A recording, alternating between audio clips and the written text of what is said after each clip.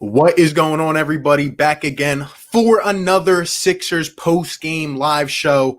The Philadelphia 76ers defeat the Washington Wizards by a score of 107-98 in their third game here in the bubble at Orlando. The Sixers remain one game behind the Pacers and sit at sixth in the Eastern Conference. Joel Embiid dominates. Ben Simmons goes down with an injury. But moreover, the Sixers sneak one out against the Washington Wizards. I'm joined by my guy, Stephen Conrad Jr. once again. Welcome, everyone, to the Sixers post-game live. Stephen, let me get your instant thoughts and reactions, main points to this Sixers game today. Well, glad to be back. Long time no see. Look, I just wanted to come out here and say to everybody, including RB, I apologize. I apologize for being optimistic and positive about this team. Somehow, some way, they let the lowly Wizards, who, from a talent perspective, that was the worst roster in the NBA, probably. And we managed to keep it a close game with that team for, damn near the whole game. We pulled out at the very end. And yeah, on top of that, you get this Ben Simmons injury, which I'm not sure how it happened. It turns out it's a knee injury. We're still kind of waiting to hear, but it didn't look good seeing him walking out and in the locker room later. So you add all that together. Honestly, I probably would have preferred the NBA to call me a coward. I would have preferred the NBA to be canceled because this has just been absolutely brutal. Again, we're relying on Joel Embiid to carry us against the lowly Wizards. He's been not only the best player on this Sixers team, but you could argue really the best player in the bubble these three games. I don't know how you feel about it. Puts up 30 and 11 like it's nothing. He shouldn't have to put up 30 and 11 on this team. Should have listened to you. It was a close game. Yep, 27 people up in here. Guys, hit the like button. Hit the subscribe if you're new. Everyone's link is in the description.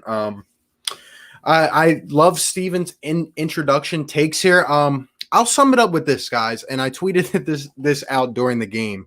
I would rather be watching the 8-win Sixers right now. You know why?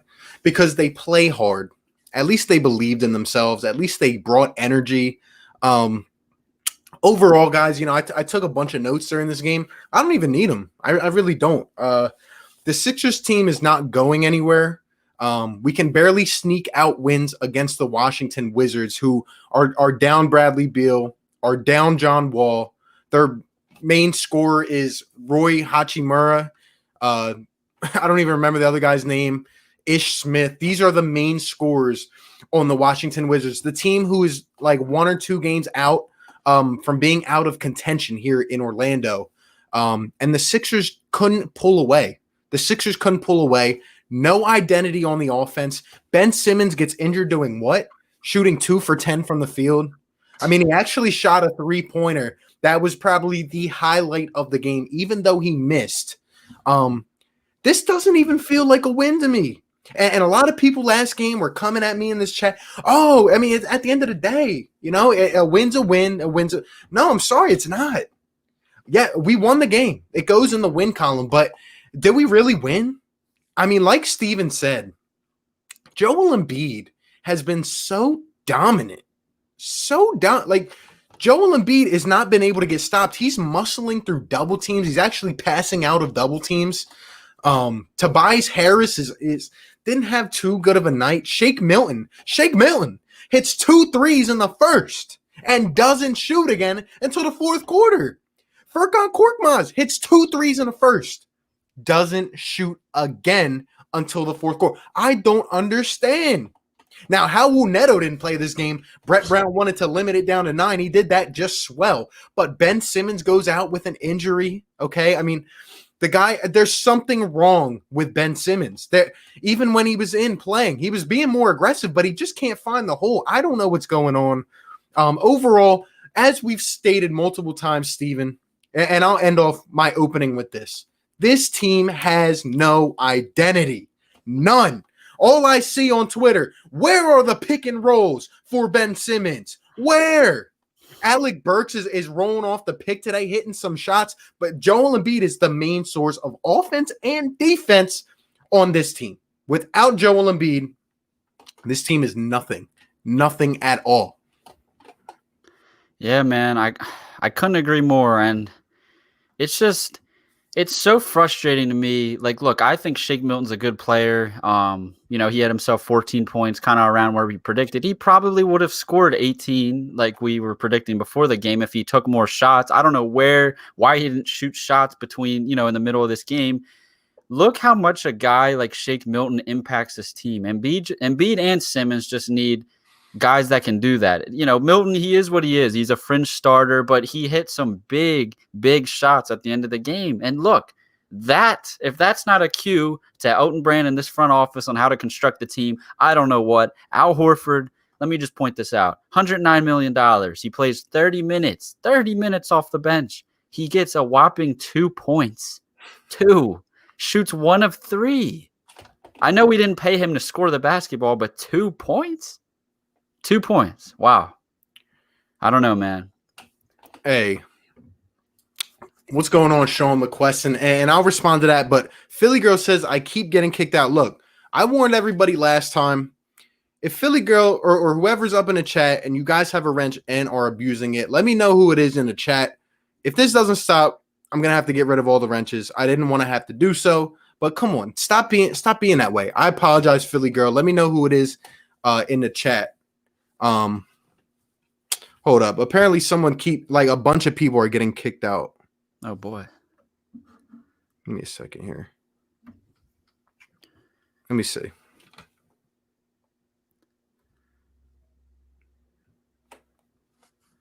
I'm assuming moderators, they're the ones kicking him out. Is that how it works? The stream wasn't functioning for a second, but I think it's back on now. I think that's what happened. Because I went on it and I refreshed it. Let me see if yours is working. There was an error. Okay. It's working for me. I just went on yours. Yeah. Let me see. Everyone was saying it wasn't working, but. Huh. Let me see. Are you guys good now in the chat? Is everybody good? I don't know what the heck's going on. I mean, it says we still got 30 people up in here, so let's see.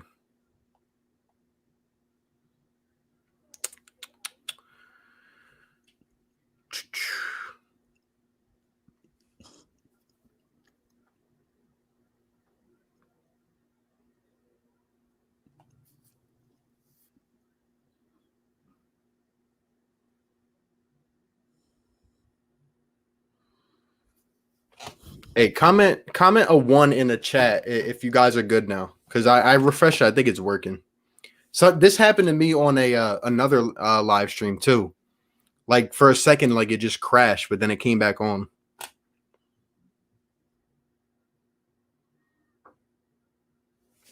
All right, I think people are good. Is your chat working too? Yeah. All right, I think we're good. So back to what we were talking about this game. Like you said, I don't know. It just gets harder and harder to watch this team play, right? I have a bunch of notes here, but at the end of the day, when I watch the team play, remember what we talked about earlier, how there's literally no tempo in the offense. I even referenced something, I think it was the third or fourth quarter, where Ala Abdelnaby, our co-announcer, literally went out and stated, look at Brett Brown running offensive sets, comes out to the core as running offensive sets. Do you know what happened that play? There was a Tobias Harris isolation, and then he proceeded to airball. Off a dribble hesitation. I mean, I don't understand at this point. He even gets the rotation a lot better today, and we didn't do anything against the Wizards. 107 points. We had to muster out 100. We couldn't get 110 points against the Wizards. Dude, I'm almost speechless. I'm almost saying bank it in for next season. I literally tweeted this out. I would trade the entire squad and the rights to the 6th playoff seed for Bradley Beal. I would actually do that right now and acquire more cap space. I don't know what to do anymore. Ben Simmons is not comfortable at the point guard or the power forward position from what I've seen so far. He's handling the ball. Even when Shake Milton is on the floor, even when Alec Burks is on the floor, they're playing the two and Ben Simmons will be handling the ball. And it does not look comfortable at all. Joel Embiid is the main anchor on this team. Tobias Harris, what did Tobias finish with? 17 points. See, I don't even know how Tobias got 17 points because he didn't play well at all. And this is my problem. Like, sure, he has these great games, but sometimes, and it's not all his fault, he's like not incorporated. You know what I mean? Shake Milton. How do you shoot 2 nice threes in the first and you don't shoot again until the fourth quarter? This is the starting point guard, one of the consistent shooters that we are relying upon to produce in the playoffs. And I don't understand. Shake Milton finishes 4 for 7 from the field, and 4 of those shots were in junk time. I don't know what to say, man. I don't know, man. And the thing that blows my mind, you had mentioned Brett Brown. I don't know if you recall. I think it was right before the scrimmages started and they were just kind of having team practices. He said, Joel Embiid and Al Horford have not played together. And I could have sworn, I don't know about you, I understand the circumstances. I understand Ben Simmons got hurt. I don't understand why Al Horford and Joel are playing long stretches together. I remember I actually tweeted during the game. It's when Joel started getting in rhythm because he said, you know what? I had enough. This team can't score. He's scoring in the post. There's one possession. Al Horford was standing right under the basket, and Joel Embiid's trying to post up. I don't understand what I'm watching. Look, this is my thing. The team was constructed poorly. I understand that, but this coach, what is he doing? You can't defend the guy. His rotations are still bad. It just doesn't make any sense to me. And the Shake Milton thing is crazy too. Why he doesn't attempt any shots, in the middle of the game. He started off nice, spacing the floor. He was huge in that fourth quarter. I don't know. It seems like the guys are scared to just put their head down and attack and be aggressive. I don't know what it is, man. It's so hard to watch. It's honestly ridiculous. Like, I'm in the fourth quarter. I'm looking at the box score. Josh Richardson is the second highest scorer. Furkan is the third highest scorer. There's literally no identity to the Sixers team. Honestly, you cannot be a betting man when it comes to the Sixers because who knows who's going to do what on a given night. And like I said, Ben Simmons came out aggressive at the beginning, but what did he do? Nothing on the offensive side of the ball. I mean, he was closing out on D. The Joel Embiid, has improved on everything that we were harping on him about this season. Passing out of double teams, right? And by the way, I have a big problem with Joel Embiid always having to throw it across the court to pass out of a double team. Why is there never an outlet pass for Joel? I don't understand that. But even so, he's fighting through these guys passing out of double teams. Joel Embiid is actually closing out on the perimeter. Joel Embiid is not staying back and playing lazy. He's moving out on shooters that might be centers. Joel Embiid is doing everything I need to see. But the rest of these guys are not holding their load. And again, this game was ticky-tacky, back and forth throughout the whole game. Who are the Washington Wizards? These guys suck. I remember we talked about this at the end of the pregame. I honestly might just have to give it up and say this is who we are. Maybe we're just a 6th seed, a bottom Eastern Conference team that might get bounced in the first round. Yeah, and you know what? I hate to say it, and it's a bad way to think, but I'm just waiting the Ben Simmons update. I need another update to find out what's actually wrong with his knee. Can he return? How are we supposed to feel here? Because to be honest with you, I hate to say this, but it may be a blessing in disguise. If it's a serious injury where he could potentially miss the rest of the season, well, there you have it. This season wasn't meant to be. This team was constructed so poorly. We were the 6th seed for a reason, but we're kind of just sitting here hanging in the air. I don't know what's going to happen. And you know what? It's a damn shame that this continues to be the case. I'm almost there with you. Honestly, I don't want Ben to be hurt, but at the same time, it's first off, what the hell did Ben even do to get hurt? That's one of my questions. I mean, coming down from a rebound, is that really what happened to Ben Simmons? And I'm glad you bring up Ben Simmons because the first play I ever see Brett Brown draw up to get Ben open in the corner, except for earlier this year, I mean, he comes out right away and doesn't hesitate to shoot it. Mhm. This is why it makes me think that Brett Brown has a problem, because if Ben Simmons won't hesitate to shoot that, but I'm not seeing – I don't know if you saw the play, but Josh Richardson was lined up in the corner. Ben set a pick on Josh's man, and they went out and sent a double team at Joe in the high post. Ben Simmons rolled out to the corner and was wide open. Why do I never see that? Except once in a blue moon. And every time, Ben doesn't hesitate to shoot it. So I don't know if it's all on Ben. Like I said, he was being more aggressive. It just seems like every team is now collapsing on the Sixers and forcing us to shoot threes. But the problem is, guess what? We don't have J.J. Redick anymore. We don't have Marco Bellinelli. We don't have guys that we can consistently count on that will stand up and take those shots. But yeah, we're waiting on the knee injury from Ben Simmons. Let us know in the chat. I don't know if you saw at the end of the game there as he was walking back through the locker room. It did not look good. He was not putting a lot of weight on his knee. They want to say, oh, it's the first signs don't look as bad as we think. It doesn't look good to me. It really doesn't.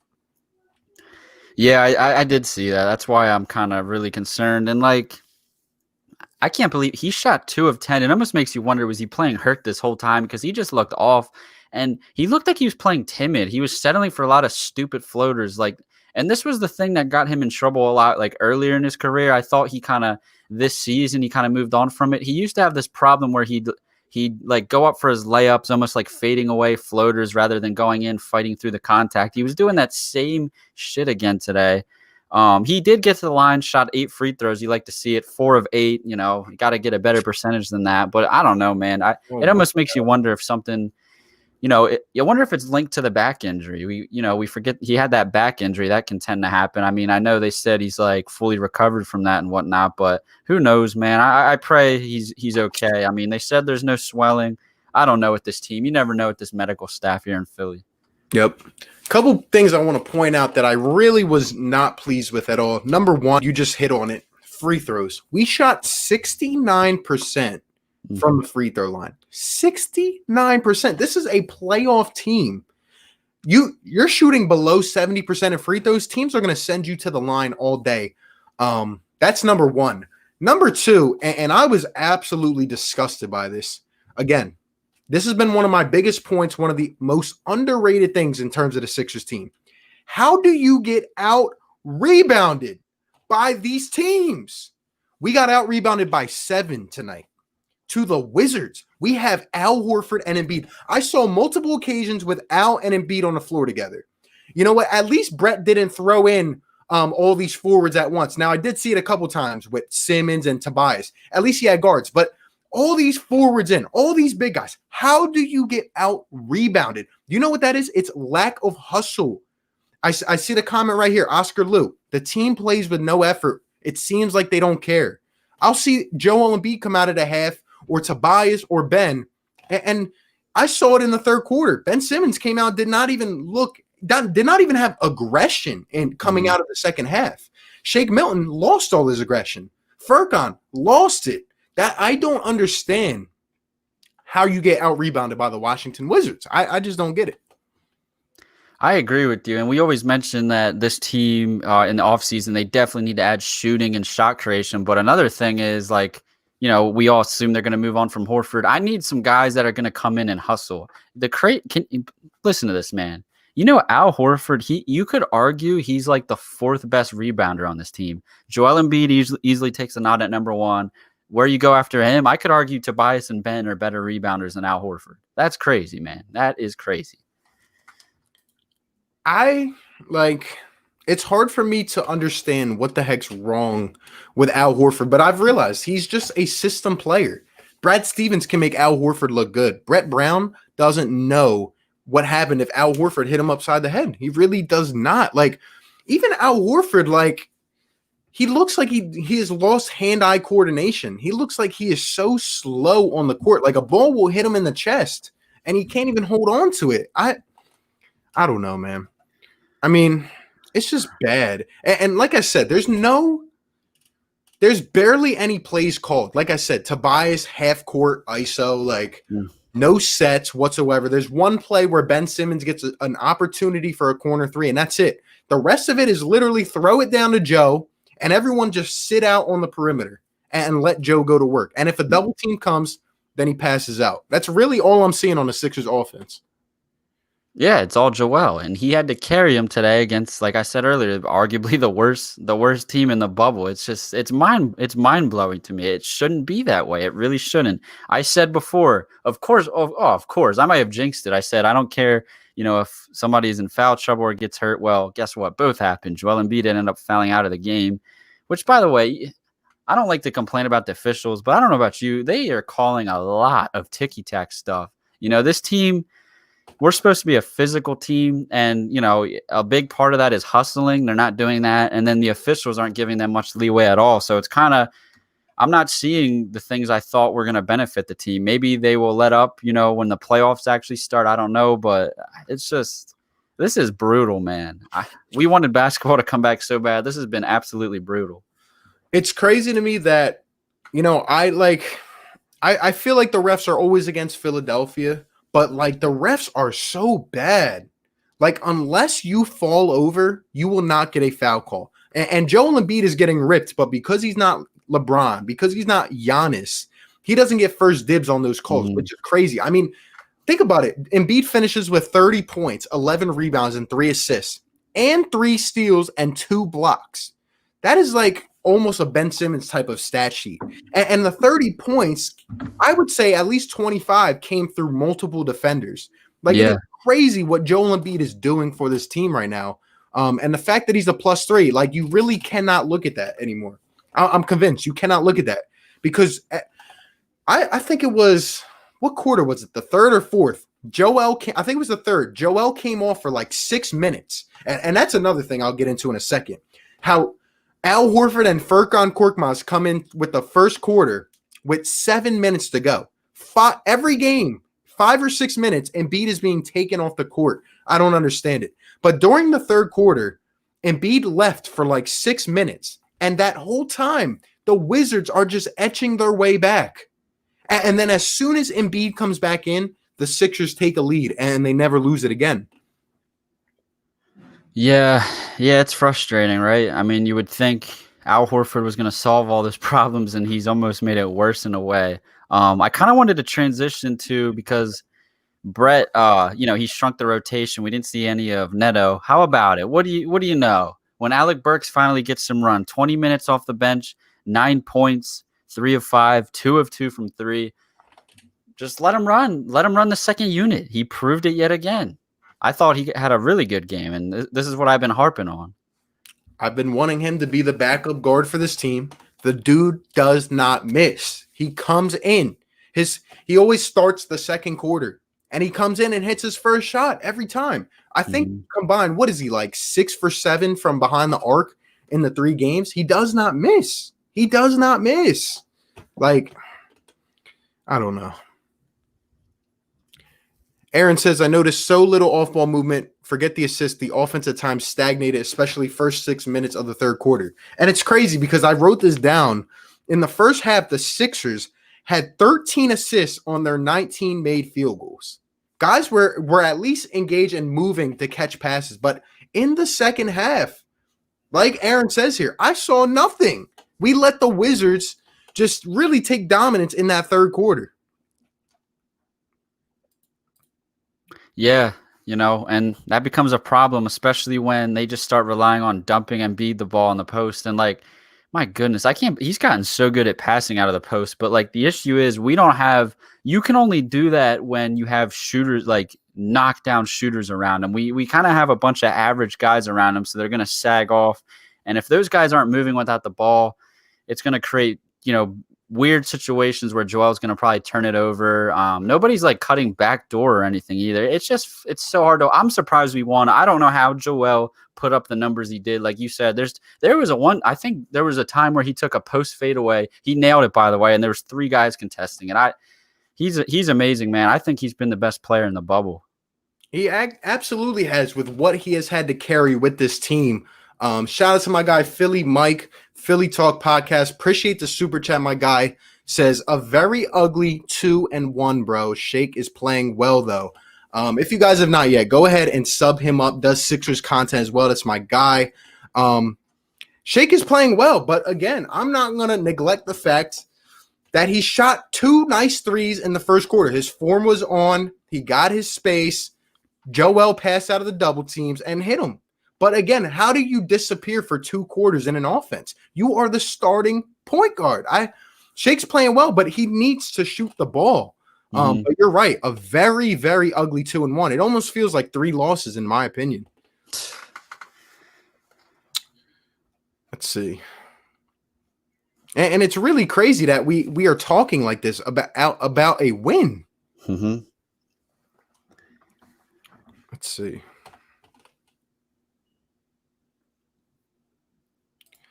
Nadir says, you're talking like if Redick and Bellinelli were shooting 45%, they weren't. Well, you know what? Give me what guys are you trust on this team to shoot. Please, give me the guys that you trust on this team to shoot. Because I don't see a Redick or a Bellinelli. JJ Redick would come in and deliver 3 to 4 threes a night, and at least he could come off of a screen. Furkan Korkmaz is much slower than JJ Redick. And all he does is pump fake and try to do a step back. Really? Sports Tings. I saw a totally different game. We were down Simmons and the refs were terrible. So Embiid could barely play defense and we shot well from 3. The reason why it was so close is because we got in foul trouble. What do you have to say to that? Yeah, that's a good point.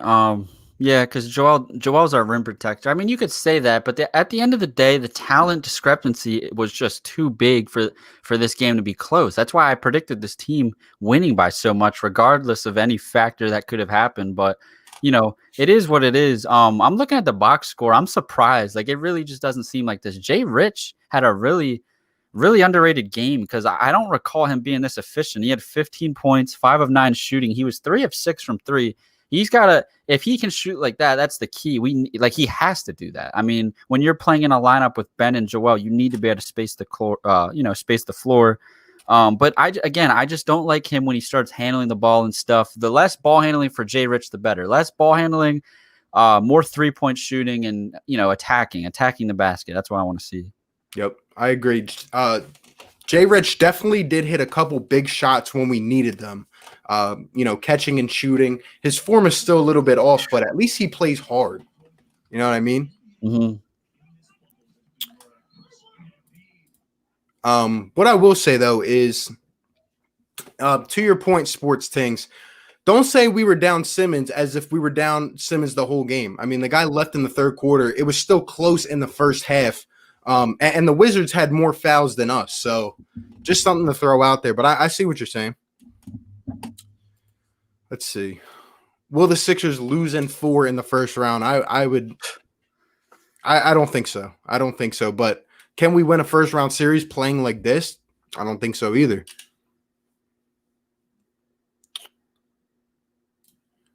Hire Dennis Rodman as a trainer or something. Teach them how to hustle. It's not really about a trainer, honestly. It's about believing in your system and your coach. They don't believe in this coach. This team can't make it out the first. Murph DeKenzo was going on. Steve for GM, RB for coach, Murph for owner, winning chips like Lifetime Doritos. There you go. I mean, I really think I could run this offense better. My guy DJ Eastwood, Run It Back podcast. If you have not subbed up to him, go ahead and do that. Says Nadir Redick shot 43% and 42% in 16 and 17. Appreciate it, man. Guys, you're too subjective, too much feelings involved. How are we subjective? Our team just won, and we're here telling it like how it is, man. If there were too many feelings involved, I would just go ahead and say the Sixers are going to win the championship. So I don't agree with that. I don't see how we're being subjective. Like, I mean, I mentioned there's only a few positives you can take out of this. Like, Joel continues his dominance, and the key for him is passing out a double team. Shake Milton, I would like to see him shoot more, but he did put up good numbers. Tobias, this was an average game for him, 17. That's, right around his average. Burks looked good off the bench. I mean, I don't know what more you want. I mean, Thibault, he got more run. I thought Matisse played well. didn't score a whole lot, but Yeah. his thing is hustle and defense, Yeah. and that's what this team needs. Yeah, he's got to get his shot down a little bit, or I'm scared Brett will slowly, wither him out of the rotation. There was one play where he had a fast break and tried to be way too fancy with it, got plucked. Oh, that was horrible. Yeah, I've seen a lot of plays where we don't have a lot of discipline. Like, you know what I mean? Just the little things that add up, whether it's a turnover here, turnover there. Maybe we get trapped and we don't know how to handle it and we lose the ball. I don't know. Let's see.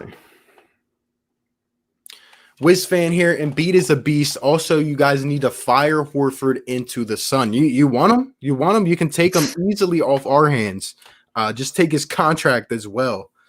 But yeah, overall, like even the bench, like even though Korkmaz hit a couple shots, Burks played nice. I just feel like no one was able to like get into their rhythm. Like I did not see that from anybody tonight. I don't know about you, except for Joel Embiid. I agree. BLSG, what's up, guys? How about the Sixers? How about them?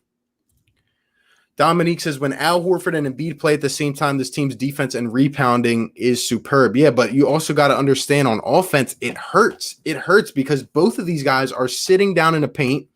Al's guy is treading over towards Joel Embiid, and we don't have as much shooting. It's just simple as that. And like I said, there were multiple times in which Tobias was paired up with these fellas. Ben was paired up with these fellas.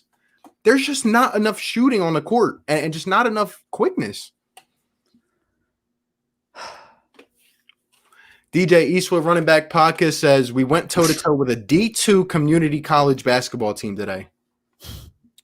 I mean, look, I understand being happy about a win, but how can you be happy with us sneaking by, pulling away in the last quarter against this team? Let's look at the Washington Wizards for a second. Their best scorer was what? What's this guy's name? Thomas Bryant? Yeah, Thomas Bryant was their best scorer.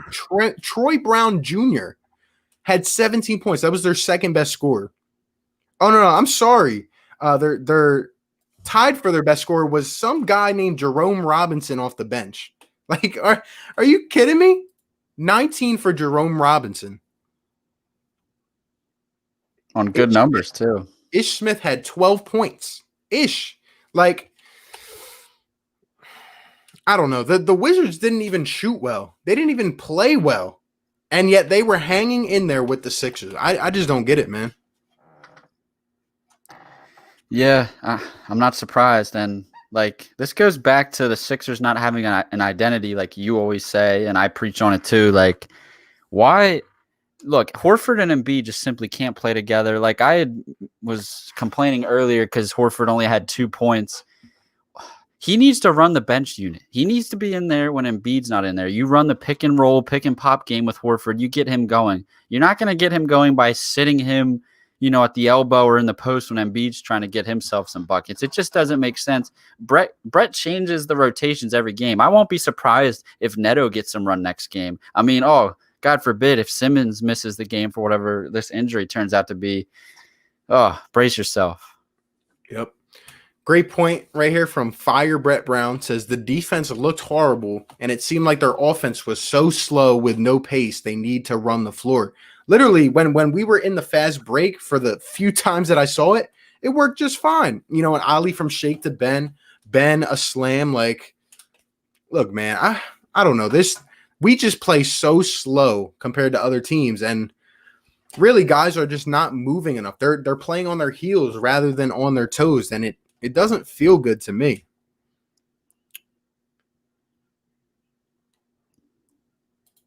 At least Howell Neto was not in the game. I thought he was going to bring him in, honestly. Was it just me, or in the beginning of the third, Joel looked like he didn't want to play? That's what I'm saying. They came out of halftime just very lackadaisical, just walking around, doing what they had to do.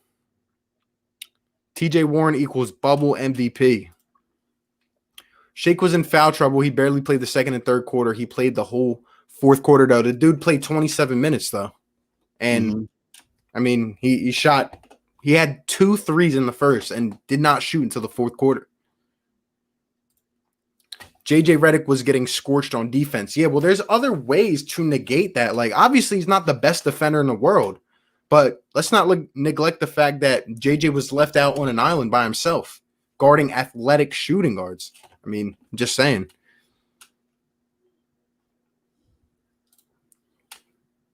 If the Sixers meet the Heat in the first round, who wins? Who do you think? I mean, I feel dumb saying we better win. Like, I have no reason to like, we're barely beating these terrible teams, you know? Like, if we're being honest, like, we should beat them, like, even without Ben, as crazy as it sounds, but I don't believe in this team at this point. They haven't given me a reason to believe in them. No. It's hard to come out, like, of a game like this and really without, no home fans or nothing. Like, I don't know. I just don't know where the energy comes from. Like, someone needs to spark a flame in these guys. What I was seeing in the practices with the chippy videos and stuff like that, they only come out and display that in spurts. Mm-hmm. It's not like every single game, or it's not like throughout a half. Like, I don't know. No, I agree. Yeah. Sean says, if we have one player that still has a flame in him, I'm glad it's Joel. I could say the same for Toby. Toby always has the flame. He just doesn't have the shot sometimes. James says, thank God no Neto today. Yeah, but I don't know. I see Josh Richardson missed and look in the box score, and it surprises me. Yeah. See, Joel, sorry, go ahead. No, say again. See, this is my issue. Tobias had himself this is like a solid outing for him. 17 points, 8 of 18, 1 of 5 from 3. That'll come and go. He didn't attempt a single free throw. That's my big issue with him, especially in the postseason. You got to get to the line. All of a sudden, if you get to the line, that 17 points can turn it in, 20, 23. But I don't know why he can't just learn from watching Joel. Joel's a master at just drawing fouls. I don't know if it's because Tobias settles for a lot of mid-range shots. I'm not sure, but that's my big issue with him if I were to have any. Yeah, I agree. He needs space to operate, but sometimes he's just off. Like, no matter what we give him, he's just not on, and it's hard for him to get going. I want to point this out. The Sixers had 5 points in the first half of the third quarter. That's really inexcusable. The Washington Wizards didn't have anything going. We could have put it away there. Did not. We had 13 bench points at halftime, which I don't know. I need to see more out of the bench. I don't know about you, but in the way that, like, I'll say the way Brett was using players, like, it was very weird. Like, I would see Joel and Ben, for example, come on for 4 minutes, and then Joel would go off, and then the next guys would come in. Like, he was rotating them so often. I felt like they couldn't get in the game and really establish their presence. And even if they did, they would come off the court, Yep. This team literally, like you said, they just don't have an identity. I don't know what I'm going to see. Forget from a game-to-game basis, a quarter-to-quarter basis. Like, one quarter they look hot, they're hitting their shots, moving the ball, playing defense, and then the next quarter it just looks like a complete disaster. I mean, this is a roller coaster ride watching this team. It's crazy. Like, I just don't know what to expect out of them on a given night. DeForest Gregg says, stop being so negative. The Sixers will win the 2019-2020 championship. Well, I'll stop being negative when you start being real and watching the games. Like, how can you watch a game like that against the Washington? Like, you guys don't understand the talent gap, right? Between the Wizards and a team like the Raptors or the Bucks. Go and watch those games. I saw a hard physical game between the Raptors and the Heat yesterday. The Sixers would not survive if they played the way they played today against one of those teams with how I saw them playing.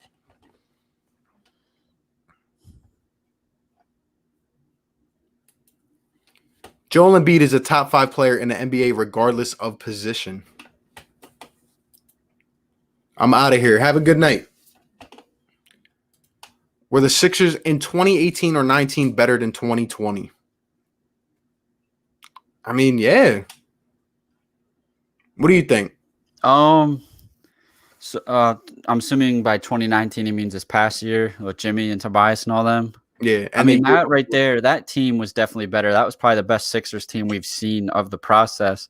2018, I don't know. I mean, the roster was constructed better around the stars, but at the same time, they were kind of capped out. Like you had too many guys that could shoot, but they couldn't play defense or dribble really, you know.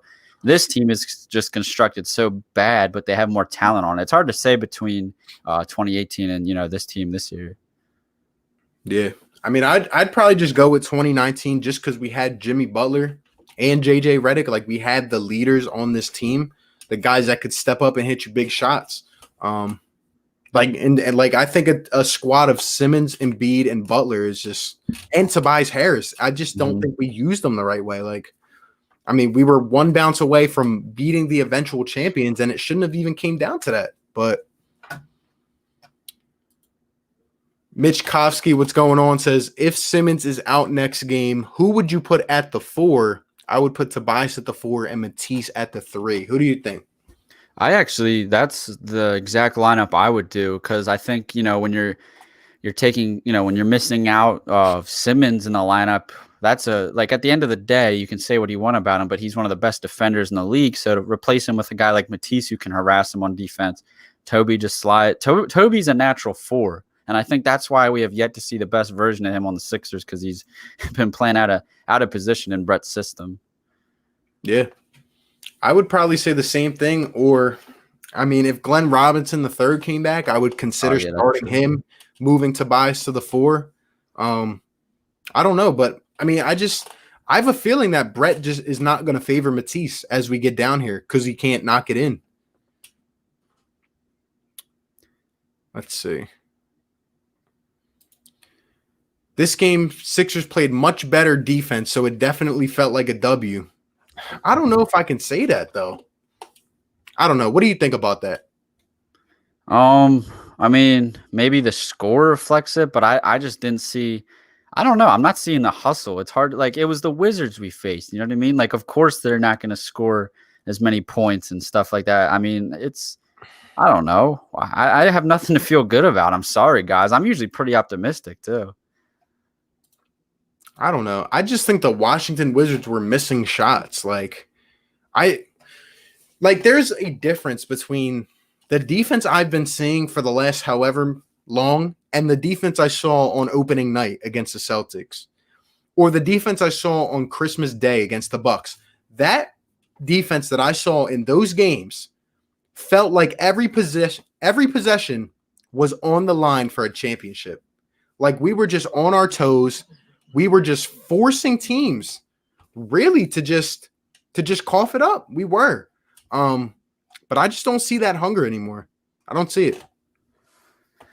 Yeah, and it sucks because basically the last couple seeding games are against a bunch of bad teams. I mean, I think we play Orlando on Friday. Like, the last thing I'm holding on, like the last strand I'm holding on for this team is maybe they just only get up for the good teams. You know, the bad teams, they could care less to face. I don't know. What do you think?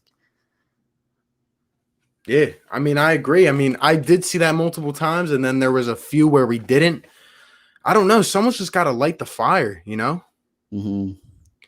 DeForest says, y'all are too negative. Dominique says, the Bucks just got blown out by the Nets, and you don't see their fans complaining. Well, first off, they didn't get blown out. Second off, if you watch the game, their starters didn't play the second half.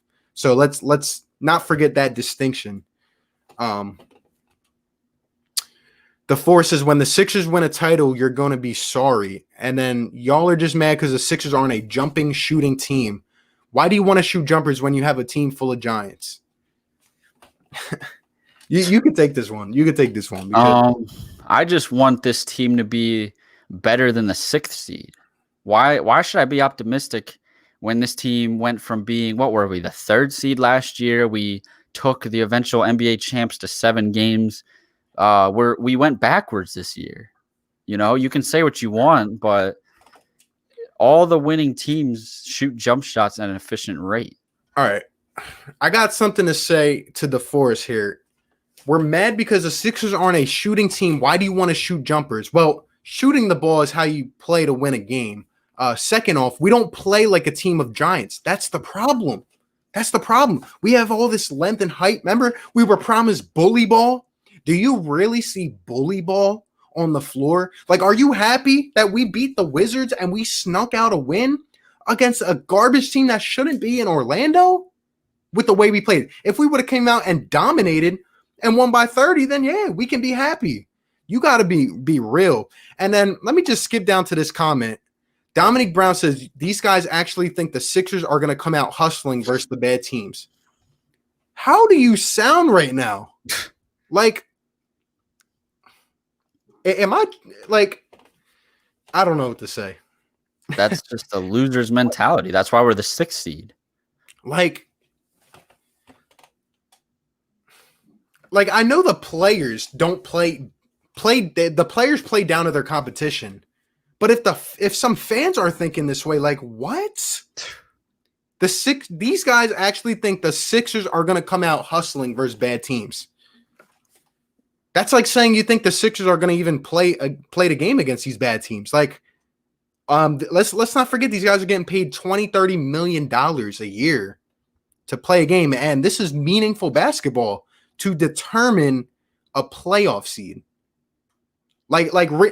Think about that comment 4 more times in your head, and then let me know if you still think that way. I can't believe people are actually saying this right now. As if we look like the bad guys because we're keeping it real. But yet when this team comes out and plays the Raptors or the Bucks, like, what are you guys going to say? Oh, it's just a bad game? They weren't hustling? Like, really?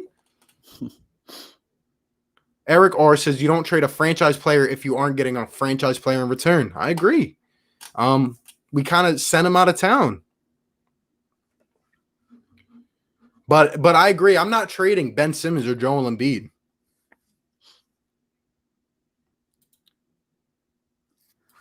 Korkmaz equals Walmart JJ, or like dollar store JJ. Arturo Ramos, why didn't Neto play today? Because he stinks.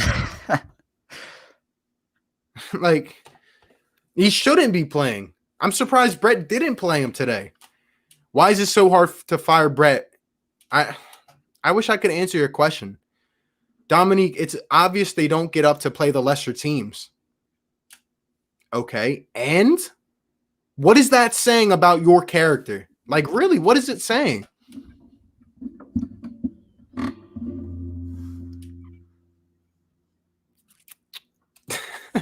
It's Neto's time if Ben's out for a while. Oh, man. Remember the JJ Redick, Joel Embiid dribble handoff created so much movement on offense. It was a lot better than Furkan Korkmaz trying it and getting plucked. They're not the same player. At least JJ could at least kind of create separation. The only way Korkmaz is getting open is if a guy leaves on a double team or if he gets a screen set for him and comes off the ball. This is a good question. On a scale from 1 to 10, what would you rate the Sixers' mental toughness? You go ahead and answer that. Mental toughness. I don't know, like a 5.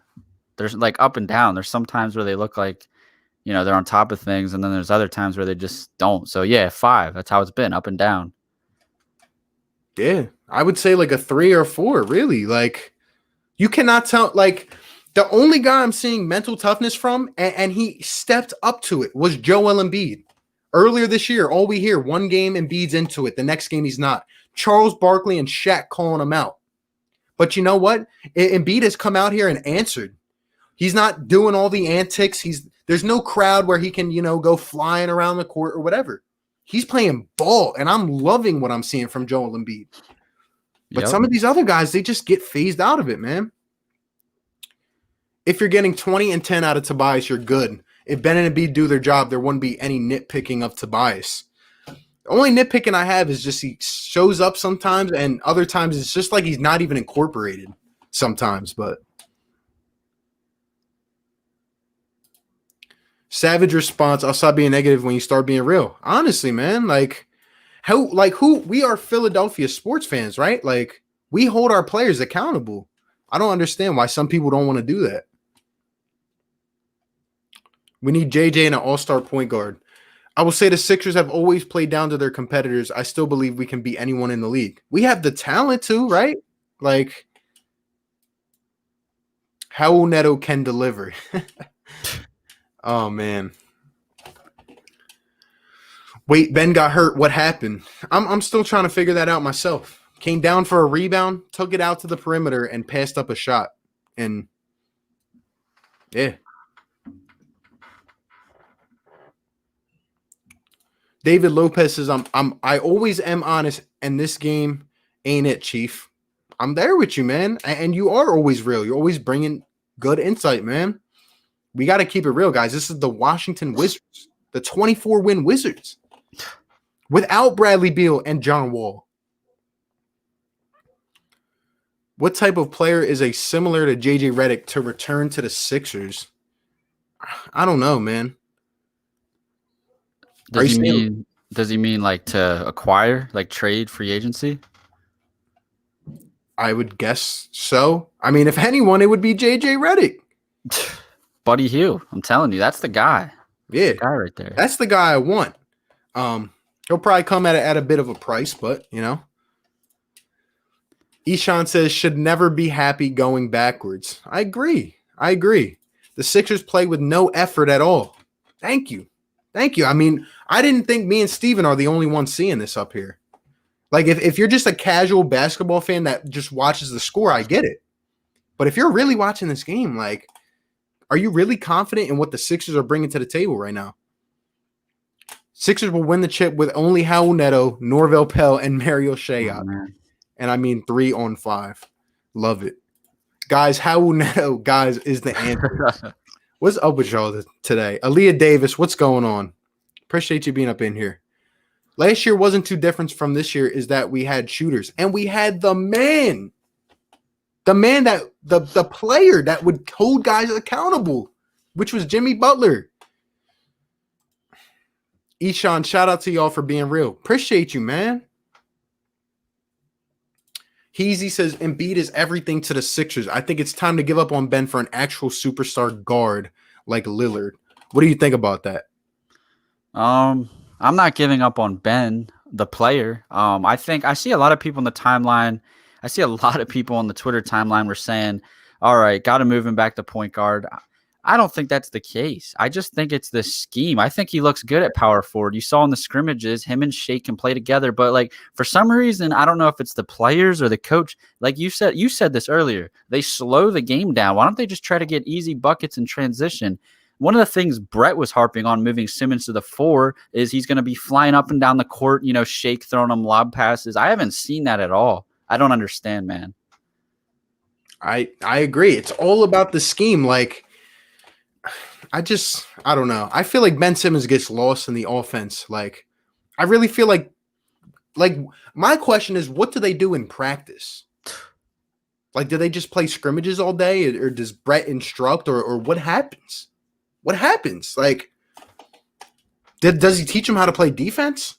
Because we will stress it many times. Bully ball. Where is it? Or defensive intensity, right? This Sixers team with all 7-footers is going to be the best defensive team in the world. Where is it? These Garner, the people that are saying, why are y'all mad about the win are not Sixers fans. They're just other teams' fans talking. It must be, honestly. Maybe the pressure is getting to Simmons. What do you think about that?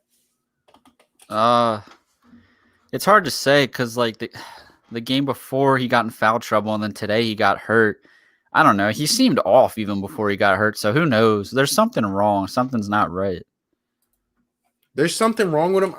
I just thought this would be the least pressure situation without fans, a weird situation.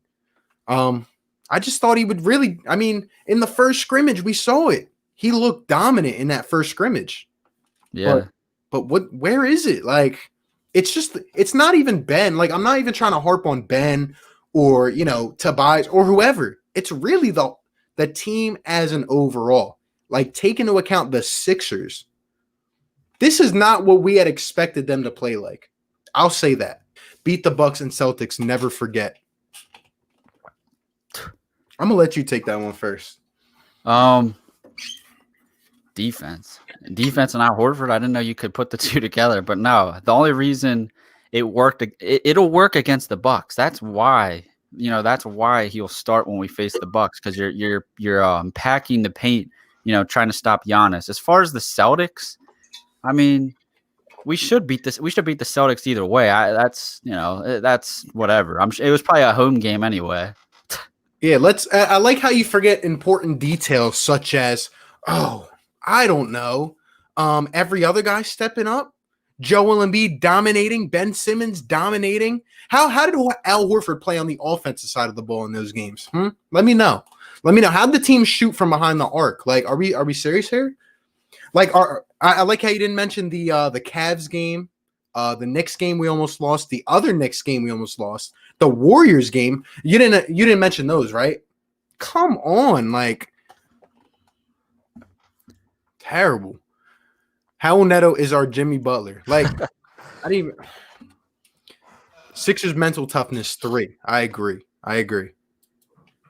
Are y'all concerned about the Simmons injury? I'm a little bit by the way he was walking, to be honest. Yeah, I'm pretty concerned. I will say that. I don't want it to be something long term. DeForest Greg, do you think other teams in the bubble are flawless and don't have problems? Why do you only focus on the bad things and not the positive?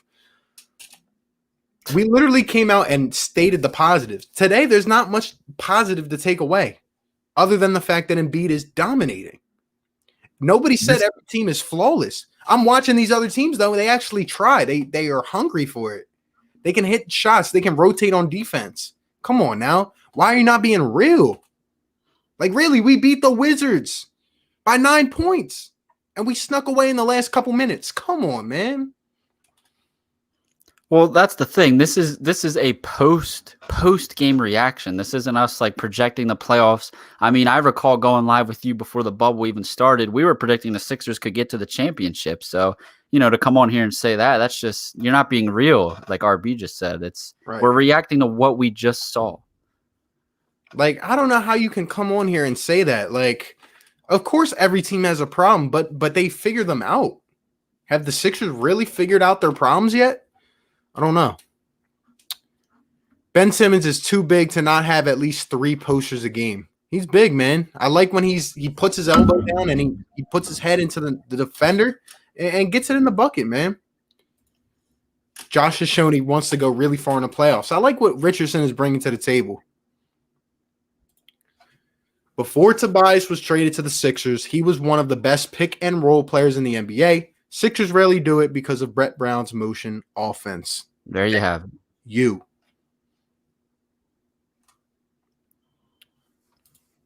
Nuggets always play down to their competitors. I can relate. Tobias, Embiid, Burks, and Tease are the mentally tough guys on the team. I will agree with that. Trust the process, boys. We got this. I've been trusting it for years and years now. I mean, people say basketball is a star-driven game. Then what's our deal? Good question. I mean, it's a good question. What is our deal, right? Because we have all this talent on our roster. What's our deal?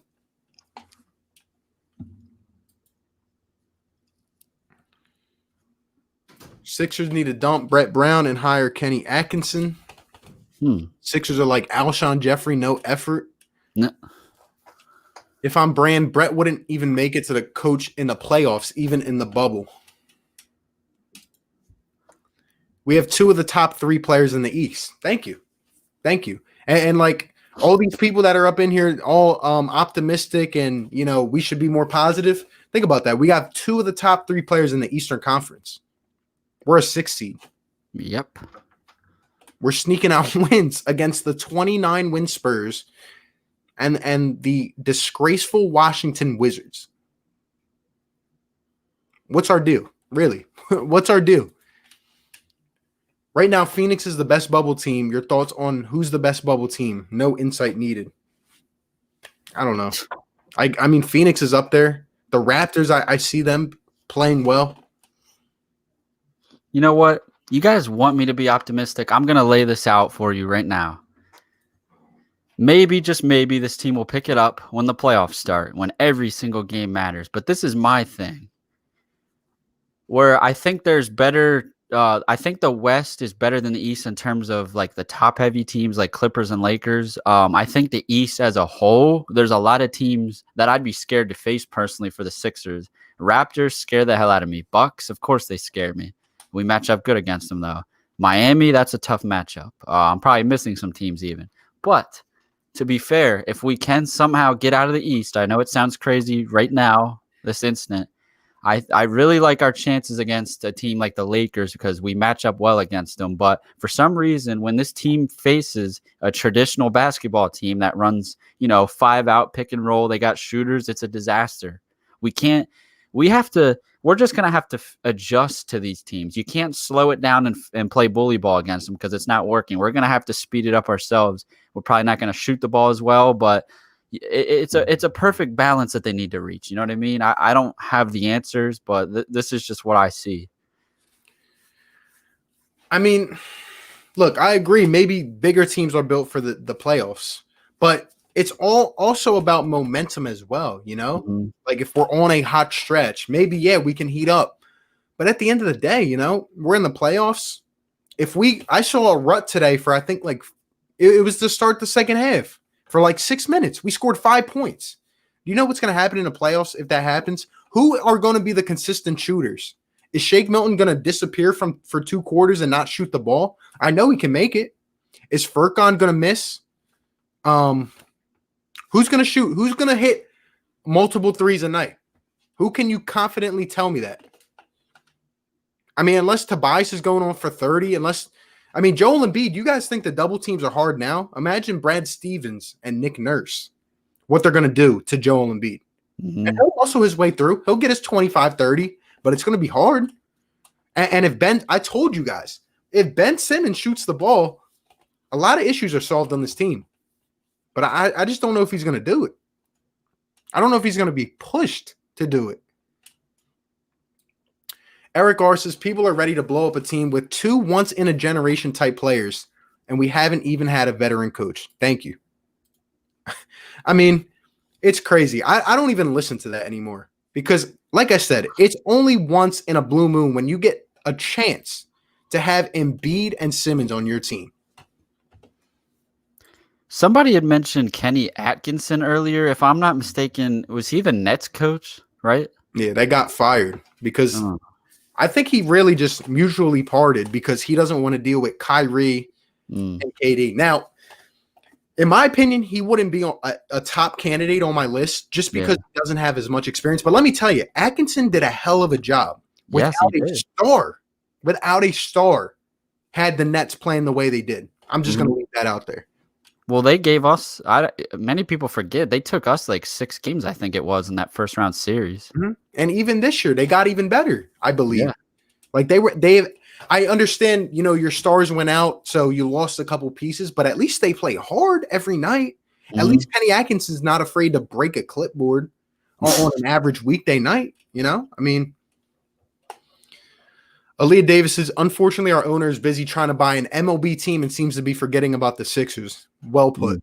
Well put. I wish Josh Harris would get out of here as well. Yeah, he needs to go too. Tired of him. We need the Christmas Day Sixers versus Bucks kind of performance, by far best effort. All these people that want to be so optimistic, go back and watch that game and then watch the highlights of tonight's game and let me know if you see any differences. And that's the thing. We're not asking these guys to come out here and hit threes. It's effort. This team has the talent and athleticism where if the effort level was there, they're going to run away with games. That's why they won that game on Christmas. Embiid brought the effort. He was constantly, Horford brought it. Everybody brought it. No excuses. You got to lay it out there or do whatever it takes to win. That's what it comes down to. I don't know about you, but every play of that game felt like a playoff possession. It did. Like guys were on their toes, Milwaukee really couldn't get open from 3 because we were double teaming, closing out. We were making it very hard for them. Yep. I just don't understand why we can't see that same Sixers team every night. If they can play like that, you can't tell me that's luck. No, they have skill. Like we know they have talent, but you got to get it out. You come on, man. The Sixers need to be more physical and play with more pick and roll. Yep. We've said it many times. I don't know what Brett Brown's identity is on the offensive side of the ball. I feel like I see something different every game. And why the whole point of moving Simmons to the power forward was so that he could be the screener. This coach comes out and says Simmons is gonna run pick and roll with Joel Embiid. That's fine, you can do that. But I thought the whole point of moving him to the 4 was so that he can be the pick and roll man. Well, I didn't see it at all this game. Did you? Nope. I don't recall it. Not once. And another point of it was for him to get open out on that corner and at least try to knock down some threes. Yeah. Well, we saw it in the first scrimmage. We saw it tonight against I remember Steven said it earlier, like Ben Simmons would shoot tonight because, the Wizards are terrible. But even so, like, where has it been the last 3 games? You can't come out and shoot game 1 of a playoff series and not shoot till game 6. You know what I mean? Like, come on, man. Aaron says, appreciate you two's honesty. You could use Masai Ujiri and the Raptors development program. It does a great job of getting Raptors players ready. Look, I'll just leave this out there and you can let me know your opinion. At the beginning of this season, we clowned the Miami Heat and Toronto Raptors. We clowned them. We said, Toronto Raptors, you're not going to be anything without Kawhi Leonard.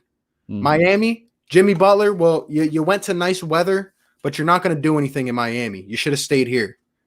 Look at where we're at now versus then. That's all I'll say. It's embarrassing. I mean, Toronto's best player is Pascal Siakam and maybe Fred VanVleet. I mean, VanVleet's been going off and Kyle Lowry. But somehow, some way, watch how them boys play defense. It's crazy. It scares me.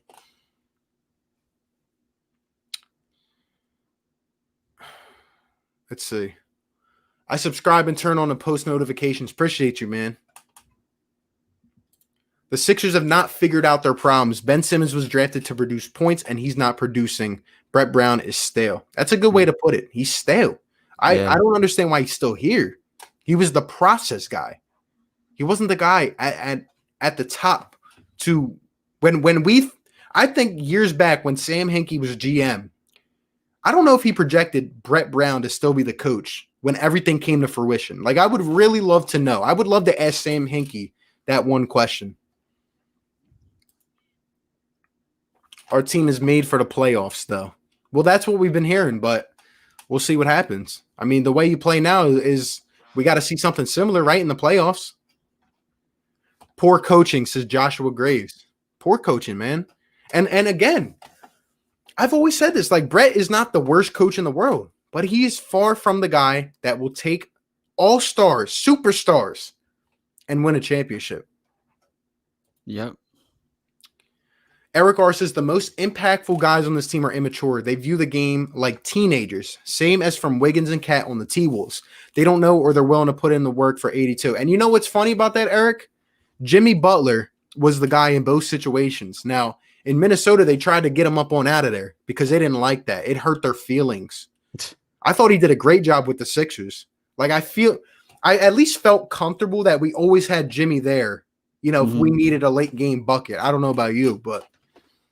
No, I agree with you, and it hurt me when we lost him, but then I came around to accept it. I was like, all right, well, this has got to be Ben and Joel's team, but we were wrong, I think the thing that really kind of blows me away, I don't know if you saw JJ Redick, actually, he has his own podcast, and Jimmy Butler hopped on as a guest one time a few months ago, and they both threw Brett Brown under the bus.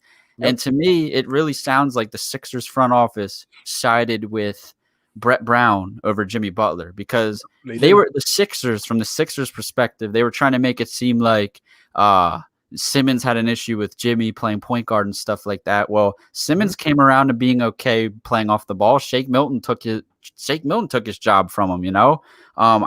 To me, that's the issue. The issue is at the top of this Sixers team. For Josh Harris, if you're getting rid of Brett Brown, get rid of him too. Get Josh Harris out of here.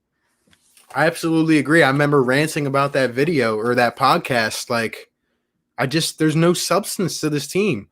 And it's funny you mentioned about Ben off the ball last year. Like, yeah, We went through this same kind of phase, but guess what? Jimmy Butler stepped up in the fourth quarter when Ben might have been phased out of the game, when we needed a late game bucket. It wasn't Tobias, it wasn't Ben, it wasn't even Joe because of the pressure down low. It was Jimmy Butler. Jimmy Butler would get us that bucket. I trust in Joel to be that guy, but I know defensive schemes are going to pressure him to throw it out. I mean, look at last game. They left Shake Milton wide open just to not allow Joel Embiid for a game-winning shot in the post. Imagine what's happening in the playoffs. Embiid's one of the most talented players I've seen in a long time. I feel like he's being held back by his coaching staff. Imagine what he could do with like one of the top coaches in the league. Imagine Boston. Imagine him on that Boston team with all those guards and guys shooting three. Oh, man. Yeah, if Brad Stevens made Al Horford look that good, imagine what he could do with Joel Embiid. Would you trade Ben Simmons straight up for Ja Morant? No. No. In the first round last year, we won in 5, not 6. Oh, okay. My bad. Get rid of Josh Harris. Get rid of him. I think the main problem is that the stars of the Sixers are too laid back and inconsistent, and it's rubbing off on the rest of the players. Coming from a Miami Heat fan, appreciate you coming in here and your perspective. And I agree, but I just think that a hard-nosed kind of coach would not allow that to happen. I mean, it happens every once and now, but look at some of the stars in the league. Like,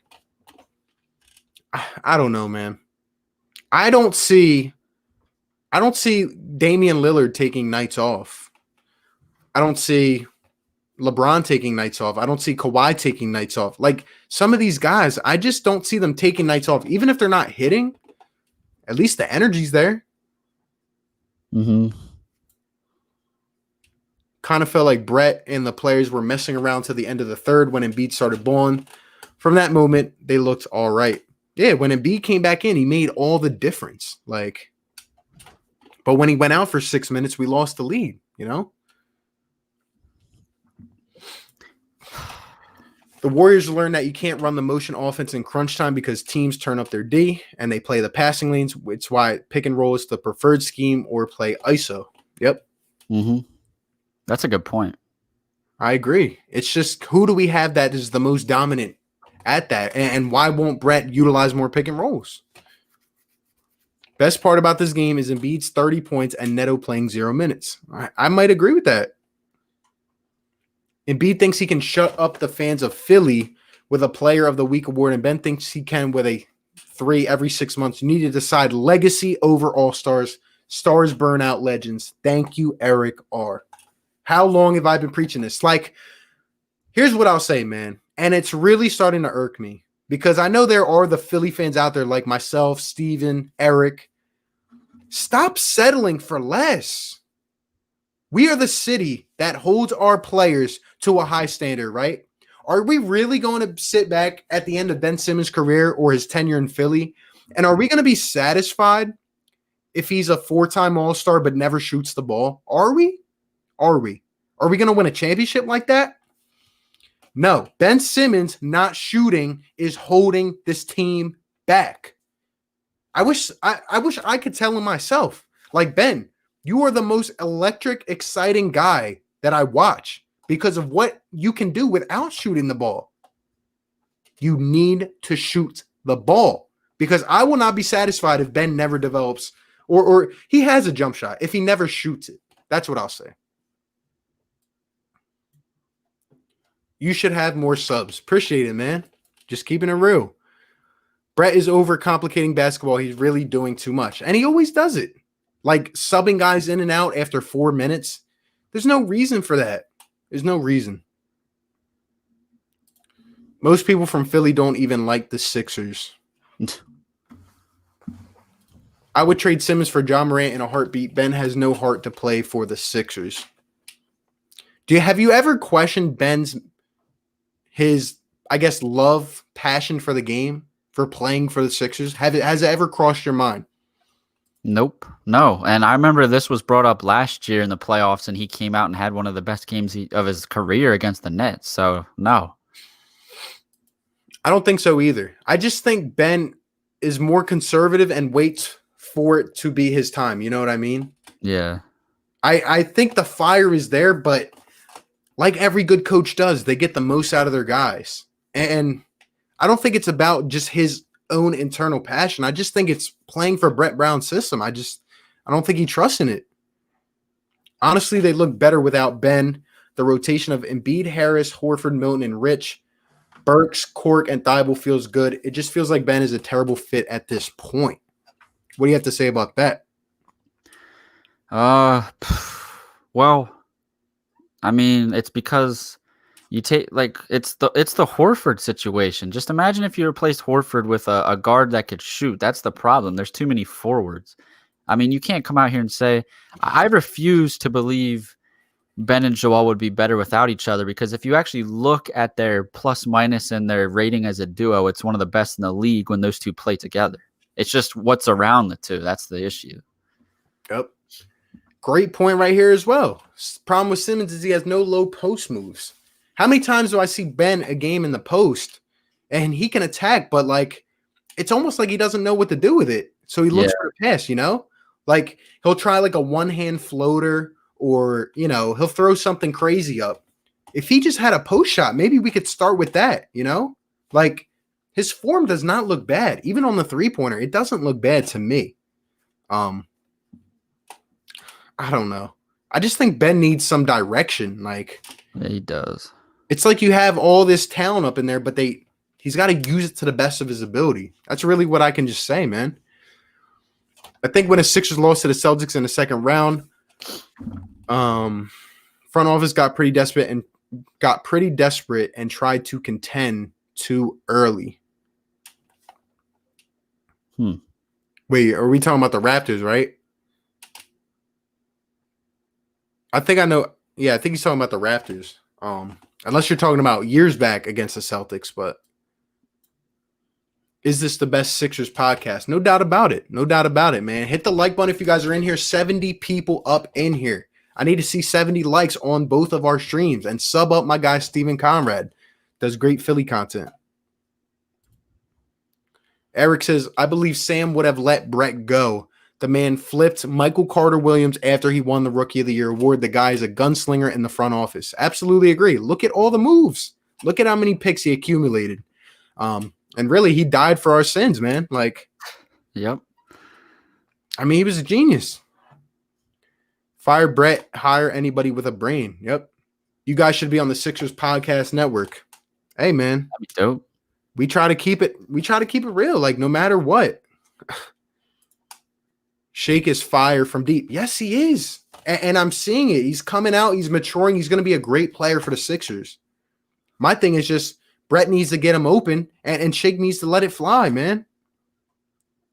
Yeah, that's the thing. Maybe Shake, because I feel like when I watch him, the only time he takes threes are when Joel's being doubled in the post or something. They don't draw up anything for him. Brett doesn't draw anything up for him. No. I'm a Heat fan, and the Sixers should definitely fire Brett Brown. Take it from a Heat fan who's spoiled by Eric Spoelstra. Yeah. I remember hearing Jimmy Butler talk about Eric Spoelstra and the Heat practices, and he said that he treated Tyler Hero like a veteran on the first day of practice. He held him to the same standard as everyone else. Why? I don't know if have you watched any Miami Heat games? Oh yeah, I watched the one. Who did they play? Was that Boston they played? Was that yesterday? I think it was Boston they played, and they just, that's why I actually were saying that earlier. I watched these other teams play, and they just look so comfortable, like they haven't missed a beat. Do you see how much movement is in the offense? Like yeah. How many times they can swing it around? Duncan Robinson's open in the corner, or Tyler Hero's open from deep, like something, And they have hustle guys as well, like Andre Iguodala. I feel for you guys as a Raptors fan. Raptors went through similar struggles for many years before 13 and struggled to get past LeBron. Expectations have really demoralized the Sixers' confidence. Yes. Kyle says, go Clippers. Interesting. You guys are very convincing. Look, I just try to tell it how I see it. And again, like there's people up in here earlier telling us that we're too negative and all. I will welcome anybody's opinion, anybody's debate. This is what it's about, talking sports, giving opinions. But Look, man, we just try to tell it how we see it. Philly needs to be more aggressive with trades. I don't think Elton Brand's done a terrible job. Yeah, I mean, really, like, I'm not going to knock on him for the Jimmy trade. Can't knock on him for the Tobias. I mean, the only questionable thing he did was signing out Horford. But even that, I mean, we can't all kid ourselves. At the time, I thought it was a good idea. I was like, oh, sweet. When Joel goes to the bench, we have the best backup you could ever want, you know?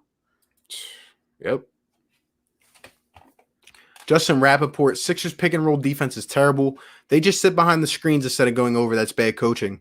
I actually saw more of that today as well. We didn't really talk about it, but I saw it a lot more. It just the Washington Wizards didn't capitalize on as many of those opportunities because they're not that good. Yep. But yeah, it's the same old thing, man. But when we get in the playoffs and you got Tatum doing it, Jaylen Brown, Jimmy Butler, those guys aren't going to miss. Just saying. Update on Simmons' injury. I don't know. Do you guys have an update? Let us know in the chat. I haven't looked. Let's see. Have you guys met any of the players in person? I have not from the current Sixers, no. No, I haven't either. Good point, Anthony James. Brett Brown and Jim Boylan both learned under Pop, and yet they both suck. Crazy. Black Lives Matter. Yes, they do.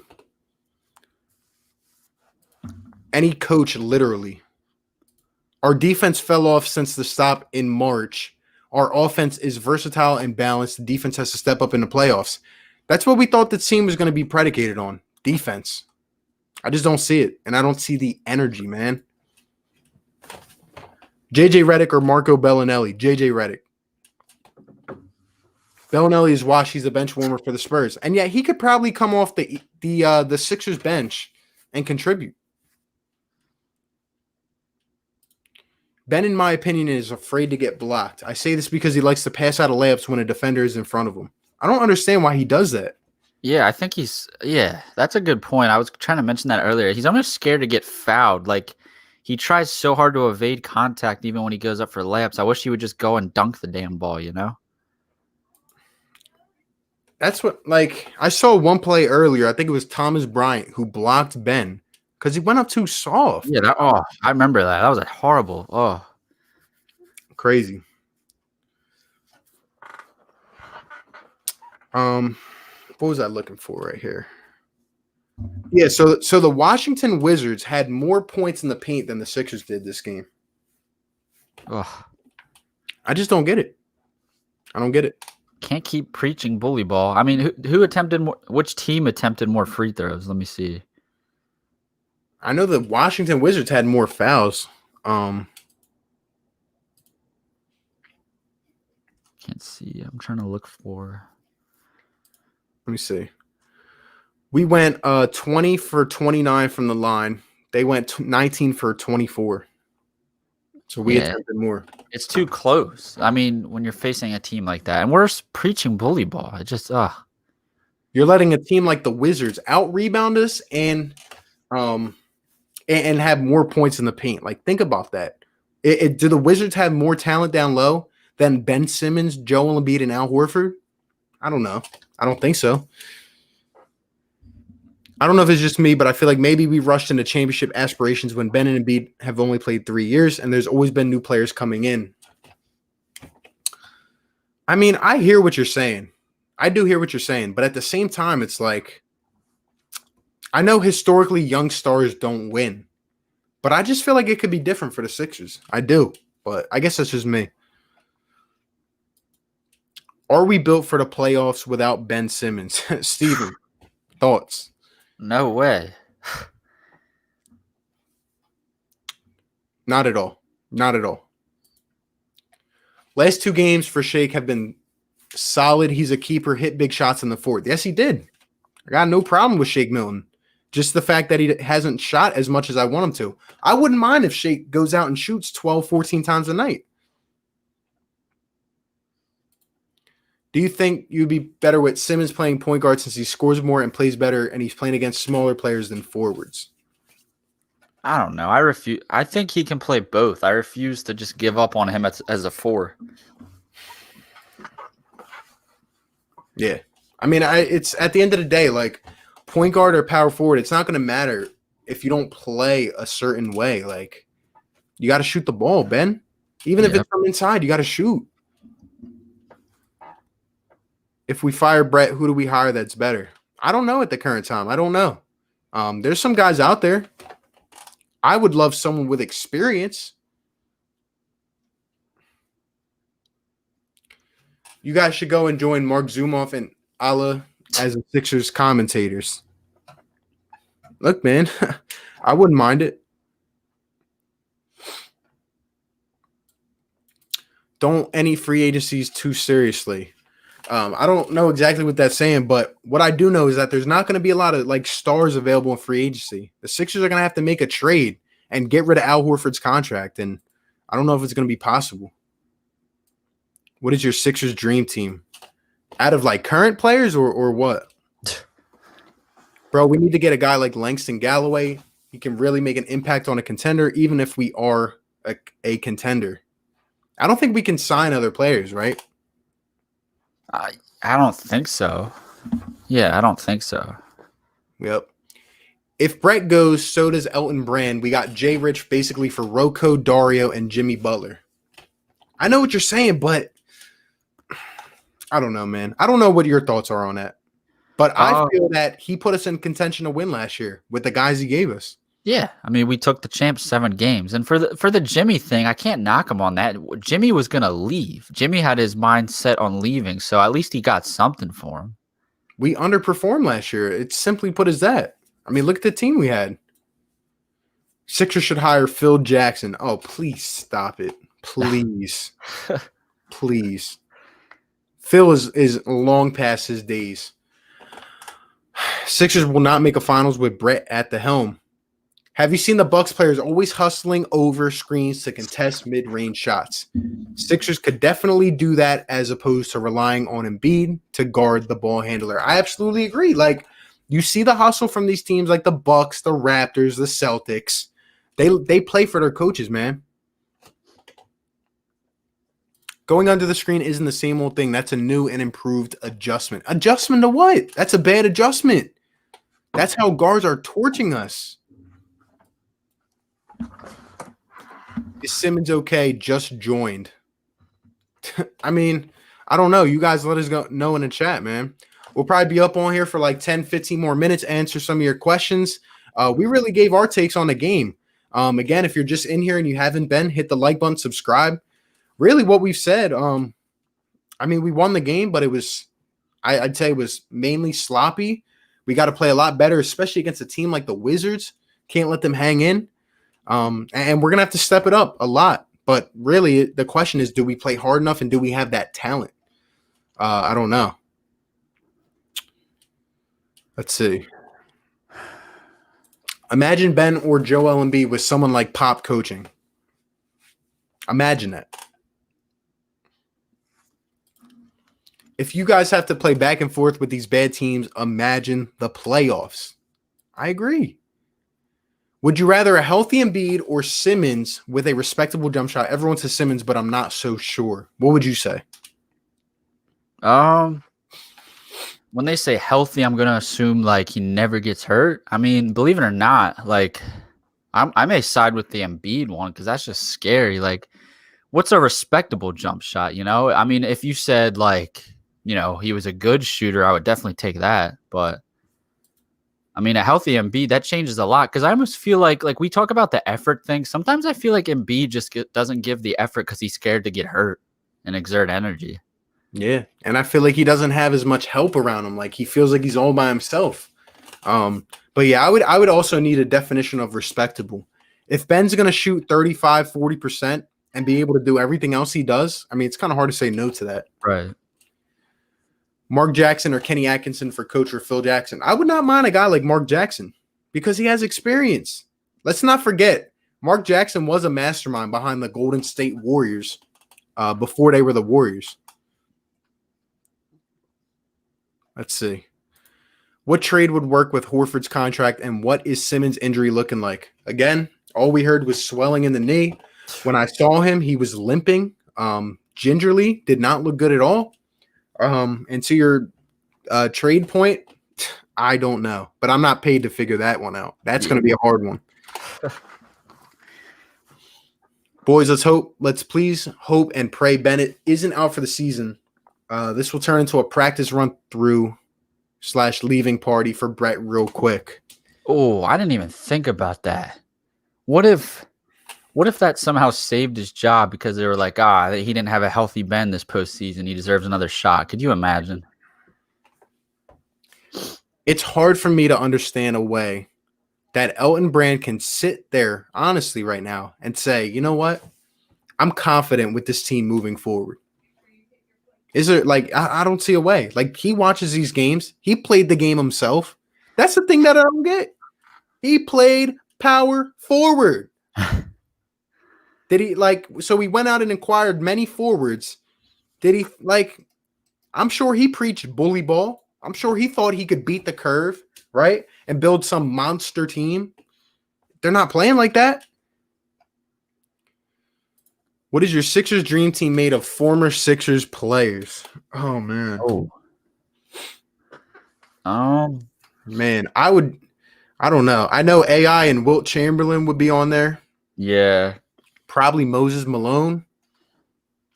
Prime JJ Redick. We need some shooting. Yeah. Dr. J, Charles Barkley. Horford got worse with us. Richardson got worse. Tobias was better with Clippers. Even Jimmy last year wasn't as good as he always was. Yes. That's the point right there. Yep. Jimmy had the ball taken out of his hands, but in the fourth quarter stepped up, right? Go back and watch Tobias' film before he got traded to the Sixers. That year with the Clippers, where he should have been an all-star, the dude was literally automatic from mid-range. He was playing like a point forward almost on that team. Yeah, he was handling the ball so much and then went to being a catch-and-shoot guy. Jay Rich, he was increasing each year with his points per game. Now he's regressed. And Al Horford, we don't even have to say anything about that. Going under the screen is why TJ Warren dropped 50. TJ Warren. Come on, bro. It's bad. It's bad at this point. Crazy. Shout out to Rick Bennett. Appreciate the super chat, my guy. Means a lot. He's up in here, says, sorry I'm late. Worked 12 hours today. I'll watch the games tomorrow. Too tired. The Phillies actually won game 1 of the doubleheader. Shout out to them. I can be happy about that because it was the Yankees. Sixers game. If you want to watch it, go ahead. Nothing crazy. Snuck out a win against the Wizards, so you go ahead and do what you need to. I would watch it just to evaluate, see how they play. But yeah, shout out to you. Appreciate the super chat, my guy. Means a lot.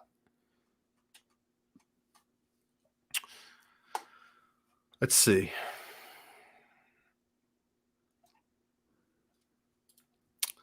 All of you Brand bashers, I'll take Sam and Brand any day over Brett Brown, Larry Brown, Billy King, and Colangelo. Yep. I agree, man. Right now, the Raptors are holding the Magic to 6 points with 3:20 to go in the first quarter. Are you kidding? 6 points.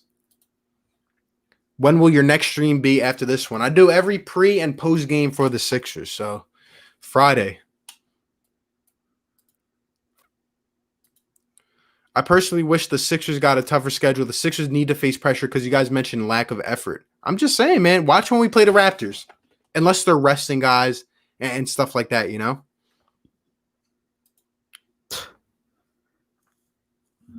Brett Brown fire time for a head coaching change. We don't need a dream team to compete. Give me Brad Stevens and Devin Booker and all our problems are solved. Thank you. No way Brett will be back. I'd bet my YouTube channel on it. There you go. Jonah Lynn, I love your live streams. Appreciate it, man. Appreciate it. If Ben Simmons is out, looks like Neto 20 plus again. Ben will probably be out for a couple games. I don't see how we'll come back next game. It's just a matter of, can he come back for the playoffs, I guess, right? I don't know. We don't know what the injury is yet. The offense played better with Ben out, but he is our second best player Brett needs to figure this out. They have no consistency. None at all. No consistency at all, man. You don't know. The back was not all the way healthy. Knee sprain, hope is all I can say. Yeah, someone mentioned that. Like, maybe he was trying to protect his back more and put more pressure on his knee. Just something to think about, but who knows, man. I mean, that's what happened to Carson. He had the knee injury, and then the back injury came after that. It could be a product of it, maybe. Yeah. Carson Wentz. Yeah. Brett should have been in position to have been competing for his second title this year. How do you get 2 seasons in a row when the Warriors aren't at their best and you don't strike? Oh, yeah. And that's the thing, guys. Like, the projection of the league is now back to 2 stars each team. It's not the loaded Golden State Warriors anymore. So that's why I think even with 2 stars, like, we should be able to win. Like, I don't know, man. Jay Wright for head coach, DeMar DeRozan from the Spurs. As they are healthy, they're contenders for sure. Jay Wright's my guy. I don't think he would leave Nova, but I would always welcome him to the Sixers. For sure. Brett Brown is a tank general, not a championship coach. You guys can read that yourself. Well put. The Sixers should have kept JJ Redick. He would have helped this year. That's my point, man. He would at least be knocking down shots. Even if he's getting torched, there's ways to at least counter that a bit, you know? Miami has a tough schedule. If we play against the Sixers in the playoffs, we're going to win. I don't know who I'm confident against right now. JJ and Marco or Jimmy? Ooh. I don't know. On this team, I don't know. I'd probably just go Jimmy anyway, just because of his accountability. But yeah, it's an entirely different team when Embiid steps off the court. Everything collapses on both ends. I'm telling you, man, that Embiid's going to take this team as far as they need to go. Oh, my God. Great point. I tweeted about this yesterday. Monty Williams was an assistant with the Sixers last year. You guys met him great with player relationships and positivity. I tweeted out, I said, what would the difference be? Like, look at the Toronto Raptors. They had Dwayne Casey, coach of the year, got rid of him. Nick Nurse promoted, championship. What if the Sixers got rid of Brett and promoted Monty Williams? They had talent in the building and they let it go. Look how the Suns are playing right now. Someone mentioned the Suns earlier. I mean, Monty knows what he's doing.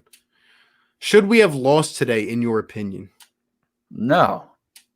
We shouldn't have lost. But my issue is we should have blown this team out. Right. Like Steven said, we should have blown this team out. Should we have lost? No. The way we played, should it have translated to a loss if we were playing a great team? Probably. Just because I don't think we played that well today. Don't trust Sixers in close games, shaky defense, and no go-to guy. That will kill us in the playoffs. Well, that's the question I wanted answered. Shake stepped up last game. Can he do it consistently? Will he be open? I don't know. But with that being said, fellas, an hour 40 into this, we're probably gonna hop off on here. Steven, let me get your final takes and your final thoughts on this game overall. Sixers and Wizards. At the end of the day, I left this game disappointed in the effort, disappointed in a win, the way we won, I should say. But at the end of the day, my number one concern, the number one thing on my mind right now is Ben Simmons' health, because that really should be the only thing that matters at this point. This team ultimately, what do we have? I guess, is that 5 more seeding games? I don't know if we can climb up in the standings. We're ultimately a 6th seed. This team has played like the 6th seed in the East this entire year, but we need Ben Simmons healthy. I'm ready for the games to truly matter. I'm ready for the playoffs. I would love to just fast forward and get there, but it is what it is. We need a healthy Ben Simmons. So, prayers up for him and a speedy recovery. As always, guys, make sure you subscribe to both of our channels, producing Sixers content here, really on the beat and stuff like that. Definitely would love to do something this Friday. It's hopefully we get a better result and stuff like that. So definitely stay tuned, everybody in here. Like up all these streams as well. That's another thing. It really helps the content get pushed around on both channels. Make sure you guys do that. But, I'm glad you had me on. Otherwise, I'd probably be sitting here stressing about Ben Simmons, really, because, again, like, I'm past this game. I'm ready to move on. I'm worried about Ben Simmons right now. Yeah. It was well put again, guys, to finish this off. I will say Sixers get a win. They're still in the sixth spot in the Eastern Conference. They have a chance if they improve these next couple games. But overall, I got to see a lot more than I did today.